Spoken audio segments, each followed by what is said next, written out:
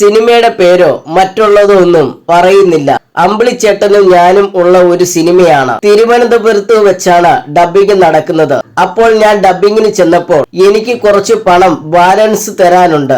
ഞാൻ ഇങ്ങനെ ഡബ്ബ് ചെയ്യുമ്പോൾ എനിക്കറിയാം ഈ പടം പൊട്ടും, 7 നിലയ്ക്ക് പൊട്ടുമെന്ന്. ഞാൻ ചെന്നപ്പോൾ മുതല് പ്രൊഡ്യൂസർ ചേട്ടാ മറ്റേ ബാലൻസ് പൈസ എന്ന് പറയുന്നുണ്ടായിരുന്നു. ഇരിക്കട്ടെ വെച്ചോളൂ എന്നാണ് ഞാൻ പറഞ്ഞത്. ഒരാളുടെ കല്യാണ സമയത്ത് ദൂരെ നോക്കിയപ്പോൾ പ്രൊഡ്യൂസർ അല്ലേ എന്ന് എനിക്ക് സംശയം തോന്നി. അപ്പോൾ പുള്ളി അടുത്തു വന്നു. ചോദിക്കുന്നത് ശരിയല്ല, പടം പോയെന്ന് എനിക്കറിയാമായിരുന്നു. എന്നാലും ഞാൻ ചോദിച്ചു എങ്ങനെയുണ്ടായിരുന്നു സിനിമ എന്ന്. അപ്പോൾ അയാൾ പറഞ്ഞത് 2.25 ലക്ഷം രൂപ എനിക്ക് ലാഭം കിട്ടി ചേട്ടാ. ചേട്ടന്റെ 1 ലക്ഷവും അമ്പിളിച്ചേട്ടന്റെ 1.25 ലക്ഷവും എന്നാണ്. ഞാൻ വാങ്ങിച്ചില്ല ബാക്കി പൈസ.